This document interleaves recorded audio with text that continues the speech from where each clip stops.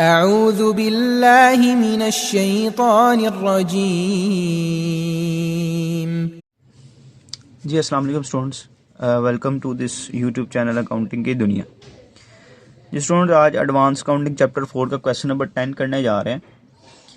Question की adjustment पहले देखते हैं। Star company has an authorise capital of 6 lakh divided into ordinary shares of 10 each. ये ऑथोराइज कैपिटल है, एक शेयर 10 रुपये का। The company has issued capital 35,000 share. ये शेयर्स में वैल्यू है, इसको मल्टीप्लाई 10 आपने करना है तो आपके पास कैपिटल की अमाउंट आ जाएगी। डेप्रीसिएशन है जी 10%। Credit sale left unrecorded. Credit sale का इफेक्ट लास्ट टाइम हमने जो क्वेश्चन में किसी में किया था स्टार्ट में, उसमें यही किया था कि हमने इसको सेल में ऐड किया था और दूसरी तरफ उसको डेटर्स में ऐड कर दिया था। ठीक है जी। अब यहाँ पे इस क्वेश्चन में थोड़ा सा डिफरेंट है, मैं ट्रीटमेंट बताता हूँ इसका बाद में आपको। नेक्स्ट हमारे पास पॉइंट है जी ट्रांसफर टू टैक्सेशन रिजर्व। ये प्रोविजन फॉर टैक्सेशन जिसको हम कहते हैं, ये अप्रोप्रिएशन में आ जाएगा और साथ करंट लायबिलिटी में लिखा जाएगा। और प्रपोज डिविडेंड ये भी अप्रोप्रिएशन में और करंट लायबिलिटी में लिखा जाता है। अच्छा, इस क्वेश्चन में हमारे पास आप अगर ये 4th 5th पॉइंट्स देखें तो ये बैलेंस फ्रॉम ट्रेडिंग अकाउंट है, ये आपका ग्रॉस प्रॉफिट है, जीपी है ये आपका। ठीक है, ये क्रेडिट साइड पे इसकी अमाउंट लिखी है। तो यहाँ पर ट्रेडिंग अकाउंट हमने नहीं बनाना, सिर्फ प्रॉफिट एंड लॉस अकाउंट बनाना है। ठीक है जी। उन्होंने क्वेश्चन की रिक्वायरमेंट में भी बताया कि सिर्फ प्रॉफिट एंड लॉस अकाउंट बनाया जाएगा। तो यहाँ पे मैं हेडिंग इसकी दे देता हूँ, प्रॉफिट एंड लॉस अकाउंट।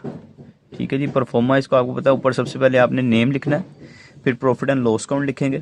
ठीक है, उसके बाद इधर आप डेट लिख देंगे। ठीक है, यहाँ पे इसकी अमाउंट का कॉलम आ जाएगा, इस तरफ ये क्रेडिट साइड की अमाउंट का कॉलम आ जाएगा।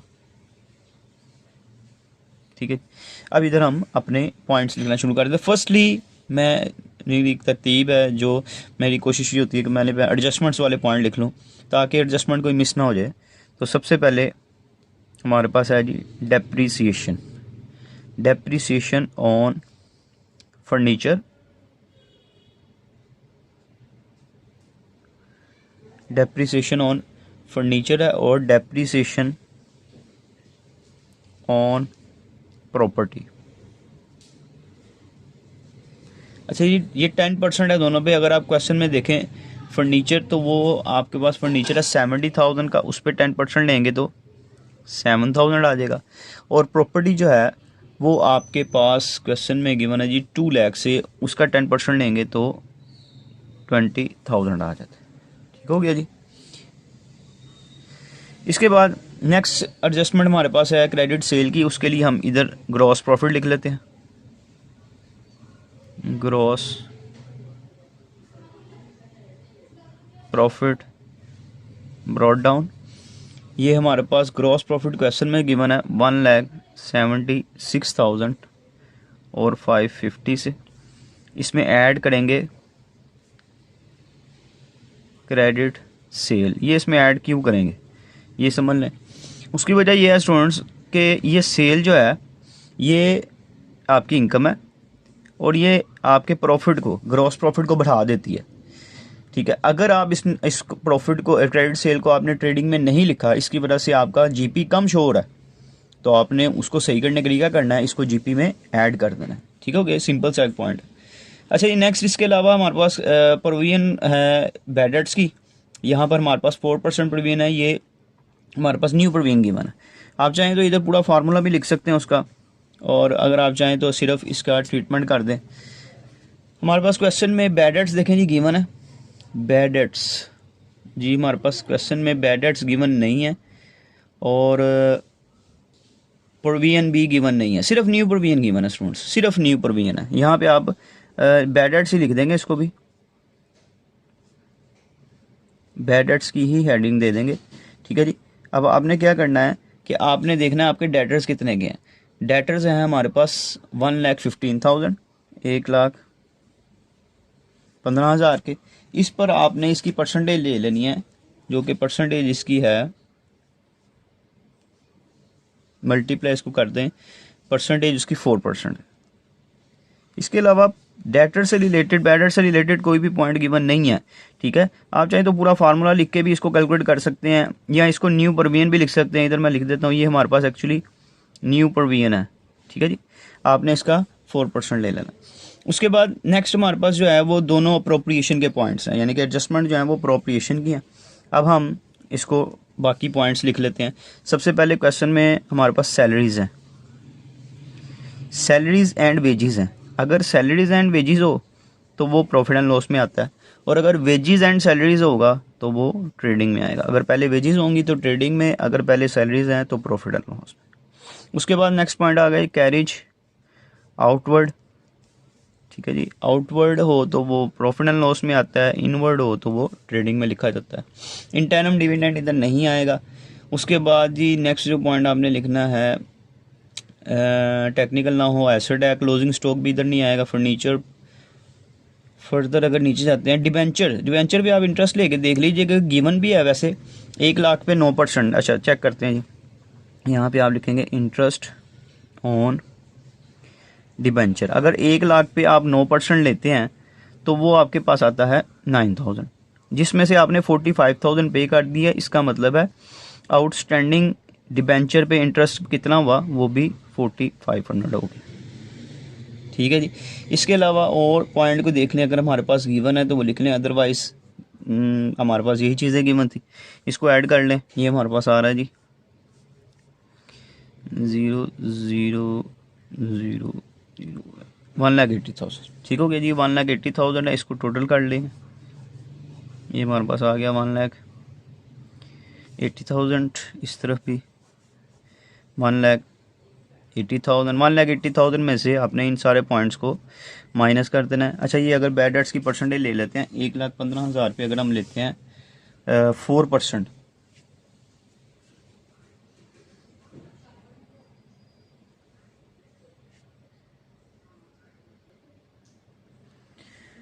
जी इस पर हमने लेना था 4%।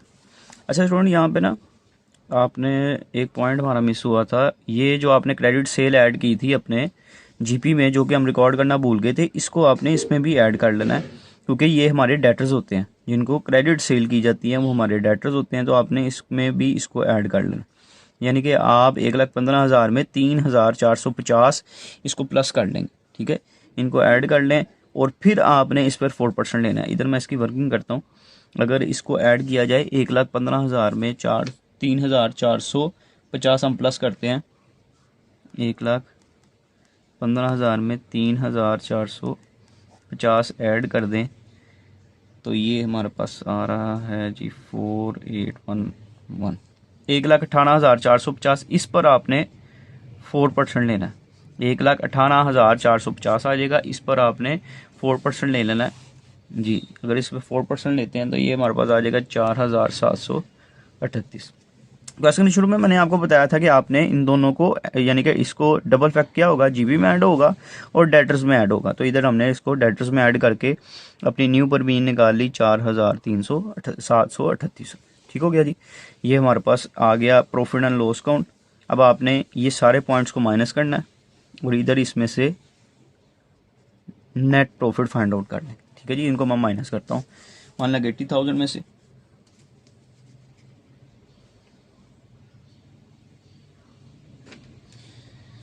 जी 1,80,000 में से ये हमारे पास अमाउंट्स आ गई 7,020।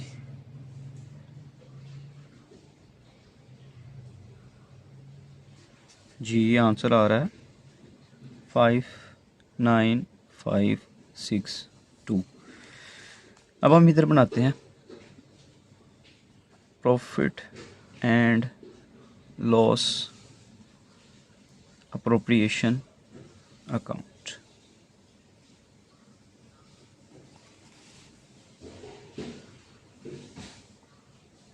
जी इस साइड पे सबसे पहले हम क्या लिखते हैं, लास्ट ईयर प्रॉफिट। उसके बाद हम लिखेंगे करंट ईयर प्रॉफिट।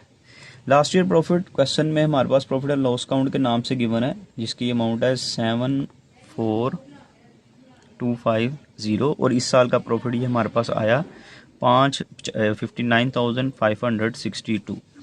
अब आपने यहाँ पे सबसे पहले आप लिख लेंगे प्रोविजन फॉर टैक्सेशन, क्वेश्चन में गिवन है एडजस्टमेंट में, ये हमारे पास था 30,000 और प्रपोज्ड डिविडेंड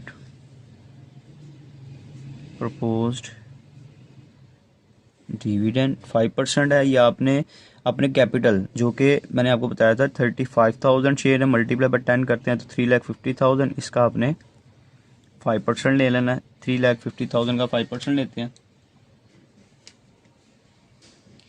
तो ये आ रहा है जी 17,500।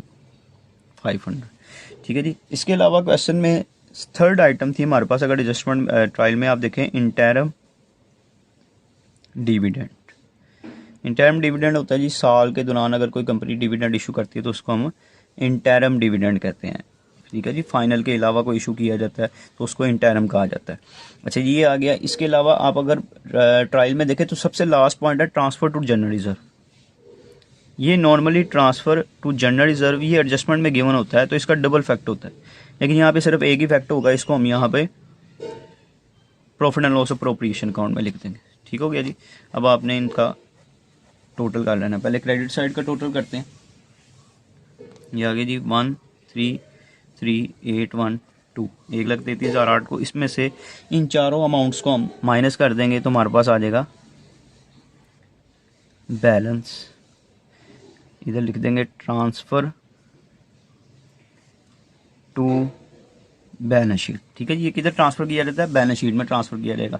1,33,000 में से 8,812 में से इन चारों अमाउंट्स को हम माइनस कर देते हैं जी। तो बाकी हमारे पास आ जाएगा 52,312। अप्रोप्रिएशन अकाउंट बन गया। अब लास्ट रिक्वायरमेंट की तरफ चलते हैं, वो हमारी होती है बैलेंस शीट। तो इधर हम इसकी बैलेंस शीट बना लेते हैं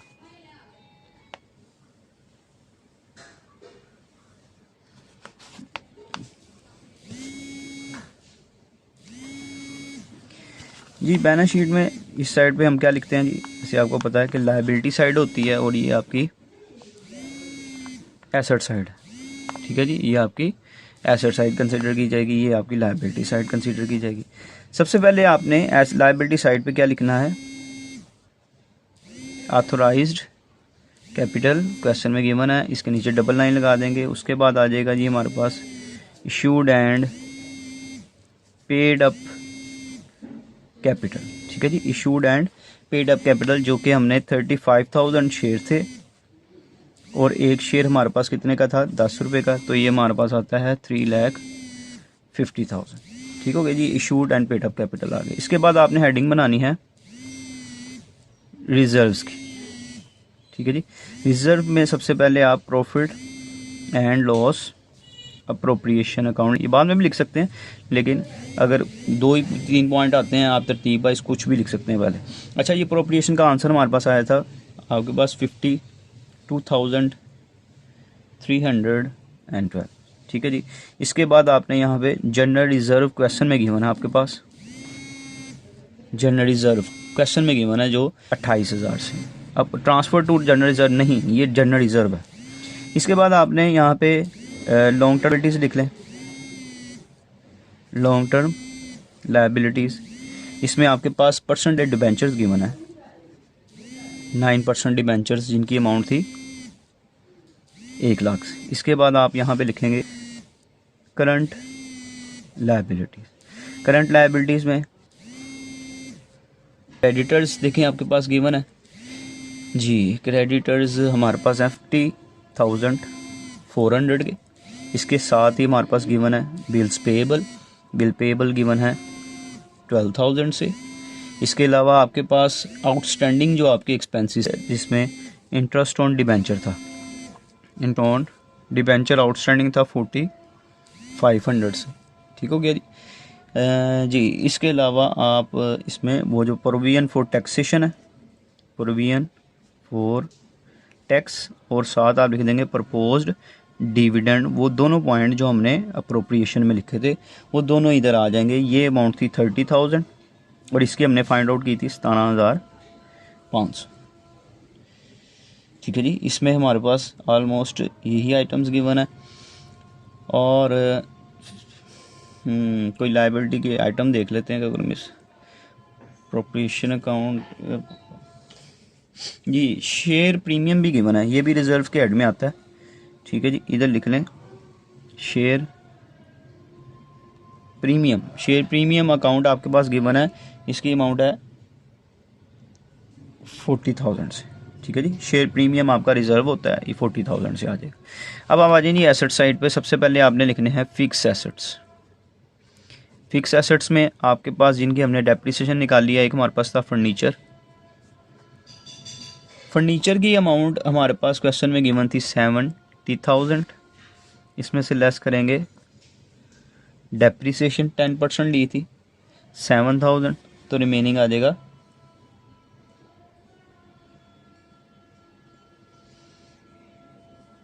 70,000 में से माइनस कर देंगे 63,000। ठीक हो गया जी। इसके अलावा हमारे पास प्रॉपर्टी, फ्री होल्ड प्रॉपर्टी है जी,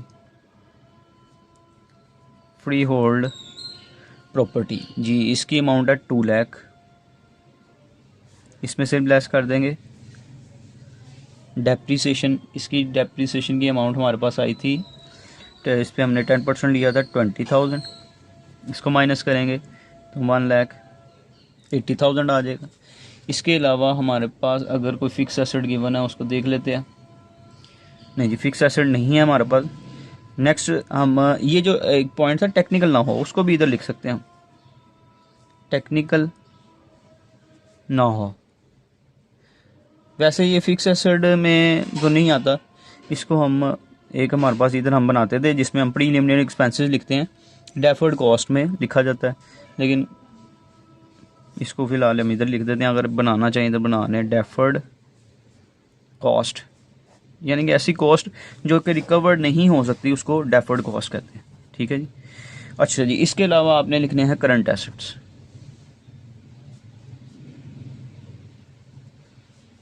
जी करंट एसेट्स में आपके पास डेटर्स है। अब डेटर्स कौन से लिखने हैं? डेटर्स में आप ऐड करेंगे क्रेडिट सेल।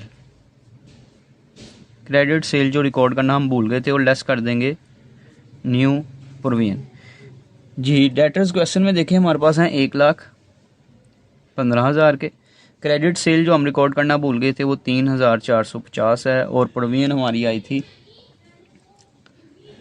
4,738। इसको आपने ऐड करना है और इसको माइनस कर देना।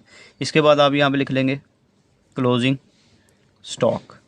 क्लोजिंग स्टॉक ट्रायल में गिवन था जी हमारे पास, ट्रायल में ये गिवन है 2,83,000, 2,83,000 से स्टॉक आ गया हमारे पास। इसके अलावा क्वेश्चन में हमारे पास कैश गिवन है, कैश इन हैंड के नाम से। कैश हमारे पास है जी 15,000 से, और जी ना एक पॉइंट हमारे पास bill receivable, payable liability, bill receivables भी गिवन है, और इसकी अमाउंट है 12,000। ठीक है जी। पहले इन दोनों को ऐड करके इसको माइनस करते हैं जी। ये आ गया जी 1,13,712 रुपये। अब आपने क्या करना है, आपने इन दोनों साइड को टोटल कर लेना। ठीक है, जब आप इसको टोटल करेंगे तो इंशाल्लाह ये दोनों साइड जो आपके पास क्या आ जाएंगे इक्वल। या तो इस कैपिटल भी लिख लें, क्वेश्चन में गिवन है 6 लाख। ठीक है जी, 6 लाख ये आपके पास गिवन है। ये आपकी बैलेंस शीट हो गई। ठीक है जी, अप्रोप्रिएशन अकाउंट भी बन गया और प्रॉफिट एंड लॉस अकाउंट भी बना लिया। क्वेश्चन हमारा कंप्लीट हो गया। उम्मीद है कि आपको ये समझ लग गई होगी। कोई प्रॉब्लम आती है मुझे कमेंट सेक्शन में बताइएगा, इसकी प्रैक्टिस करें। इंशाल्लाह नेक्स्ट लेक्चर में मुलाकात होगी। सुनो, तब तक के लिए अल्लाह हाफिज़।